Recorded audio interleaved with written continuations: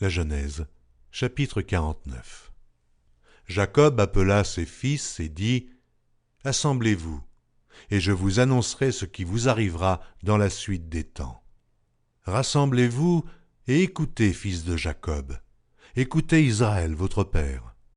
Ruben, toi, mon premier-né, ma force et les prémices de ma vigueur, supérieur en dignité et supérieur en puissance, impétueux comme les eaux, tu n'auras pas la prééminence, car tu es monté sur la couche de ton père. Tu as souillé ma couche en y montant. Siméon et Lévi sont frères, leurs glaives sont des instruments de violence. Que mon âme n'entre point dans leur conciliabule, que mon esprit ne s'unisse point à leur assemblée. Car dans leur colère, ils ont tué des hommes, et dans leur méchanceté, ils ont coupé les jarrets des taureaux. Maudite soit leur colère, car elle est violente, et leur fureur, car elle est cruelle. Je les séparerai dans Jacob, et je les disperserai dans Israël. Juda, tu recevras les hommages de tes frères. Ta main sera sur la nuque de tes ennemis. Les fils de ton père se prosterneront devant toi. Juda est un jeune lion. Tu reviens du carnage, mon fils. Il ploie les genoux. Il se couche comme un lion, comme une lionne. Qui le fera lever ? Le sceptre ne s'éloignera point de Juda, ni le bâton souverain d'entre ses pieds, jusqu'à ce que vienne le Shilo, et que les peuples lui obéissent. Il attache à la vigne son âne, et au meilleur cep le petit de son ânesse. Il lave dans le vin son vêtement, et dans le sang des raisins son manteau. Il a les yeux rouges de vin, et les dents blanches de lait. Zabulon habitera sur la côte des mers. Il sera sur la côte des navires, et sa limite s'étendra du côté de Sidon. Issachar est un âne robuste, qui se couche dans les étables. Il voit que le lieu où il repose est agréable, et que la contrée est magnifique, et il courbe son épaule sous le fardeau. Il s'assujettit à un tribut. Dan jugera son peuple, comme l'une des tribus d'Israël.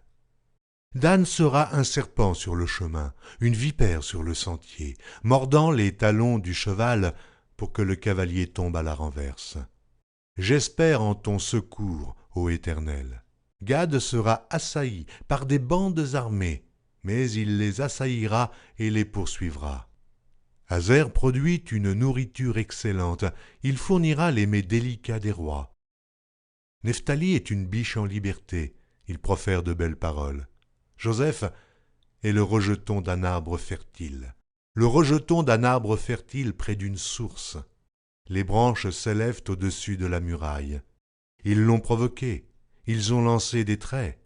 Les archers l'ont poursuivi de leur haine. Mais son arc est demeuré ferme, et ses mains ont été fortifiées par les mains du puissant de Jacob. Il est ainsi devenu le berger, le rocher d'Israël. C'est l'œuvre du Dieu de ton père qui t'aidera. C'est l'œuvre du Tout-Puissant qui te bénira. Des bénédictions des cieux en haut, des bénédictions des eaux en bas, des bénédictions des mamelles et du sein maternel. Les bénédictions de ton père s'élèvent au-dessus des bénédictions de mes pères, jusqu'à la cime des collines éternelles. Qu'elles soient sur la tête de Joseph, sur le sommet de la tête du prince de ses frères. Benjamin est un loup qui déchire. Le matin, il dévore la proie, et le soir, il partage le butin. Ce sont là tous ceux qui forment les 12 tribus d'Israël. Et c'est là ce que leur dit leur père en les bénissant. Il les bénit, chacun selon sa bénédiction. Puis il leur donna cet ordre. Je vais être recueilli auprès de mon peuple. Enterrez-moi avec mes pères, dans la caverne qui est au champ d'Éphron, le Héthien. Dans la caverne du champ de Macpéla, vis-à-vis de Mamré, dans le pays de Canaan. C'est le champ qu'Abraham a acheté d'Éphron le Héthien comme propriété sépulcrale. Là on a enterré Abraham et Sarah sa femme, là on a enterré Isaac et Rebecca sa femme, et là j'ai enterré Léa.